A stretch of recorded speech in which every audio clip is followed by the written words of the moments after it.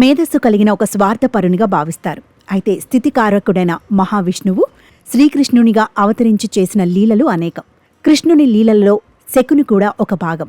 కౌరవుల పక్షాన నిలబడి జూదరూపంలోని దుర్మార్గుల వినాశనానికి కారణమైనవాడు శకుని.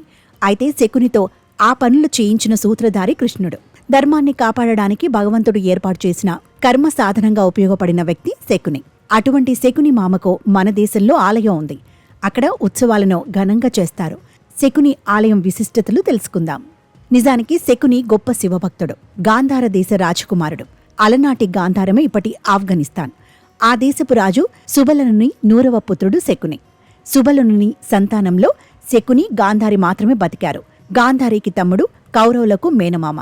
శకుని కొడుకు ఊలూకుడు కురు పితామహుడైన భీష్మునితో గల వైరం వలన తన పగ తీర్చుకునేందుకు కౌరవులతో బంధం ఏర్పరచుకుని కురువంశ సమూల నాశనానికి కారకుడై తన చిరకాల పగ తీర్చుకున్నాడు. చివరికి కురుక్షేత్ర సంగ్రామంలో సహదేవుని చేతిలో హతమయ్యాడు.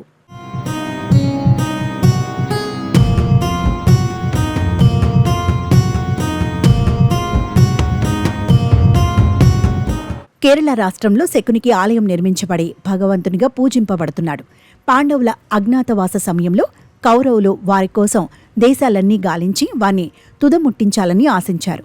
అందుకోసం ఈనాటి కేరళ ప్రాంతంలో పగుత్తీశ్వరం ప్రాంతంలో ఆయుధాలు రహస్యంగా దాచి ఉంచారు. ఆ ప్రాంతమే వాడుకలో పవిత్రేశ్వరంగా పిలువబడుతోంది. పవిత్రేశ్వరం సరిహద్దులలో మాయంగోడుమాలన్ సరవుల మనడ అనే ఆలయం ఉంది. ఈ ఆలయంలో ప్రధాన దైవం శకుని. భీష్మునిపై ప్రతీకారం కోసం తాను చేసిన పాపాలకు ఆవేదన చెందిన శకుని ప్రాయశ్చిత్తంగా ఈ ఆలయంలోని ఈశ్వరుడి గురించి తపస్సు చేశాడని, అప్పుడు పరమశివుని అనుగ్రహంతో మోక్షం పొందాడని స్థల పురాణం. ఈ ఆలయంలో భువనేశ్వరీదేవి, నాగరాజు ఉపదేవతలు. శకుని ఆలయానికి ప్రహారీ గోడలు మాత్రమే ఉంటాయి. పైకప్పు కానీ తలుపులు కానీ ఉండవు. భక్తులు అన్ని వేళలా దర్శనం చేసుకుంటారు. శకుని విగ్రహం సమీపంలో ఒక గద ఉంది. ఆ విగ్రహానికి ఎదురుగా ఉన్న ఒక వేదికపై భక్తులు తాము తెచ్చిన పూజా సామాగ్రి, ప్రసాదం నైవేద్యంగా పెడతారు. శకుని మంచివాడే. పరిస్థితుల ప్రాబల్యంతో తప్పులు చేశాడని కొన్ని తెగల ప్రజలు శకునిని పూజిస్తారు. ఈ ప్రాంతంలోని దొమ్మరి జాతివారు శకుని తమను కాపాడే దైవంగా నమ్మి పూజలు, ఉత్సవాలు జరుపుతారు. పగవారి వలన తమకు ఎటువంటి బాధలు కలగకూడదని శకునిని వేడుకుంటారు.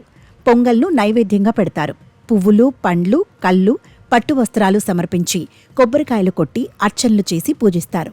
ఈ ఆలయ నిర్వహణ బాధ్యతను ఆదివాసుల, దేశదిమ్మర్ల కుటుంబాల వారు నిర్వహిస్తున్నారు. ప్రతి సంవత్సరం జనవరి, ఫిబ్రవరి, మే మాసాలలో భారీ ఉత్సవాలు జరుపుతారు. ఈ ఉత్సవాలలో పెద్ద సంఖ్యలో జనాలు ఉత్సాహంగా పాల్గొంటారు.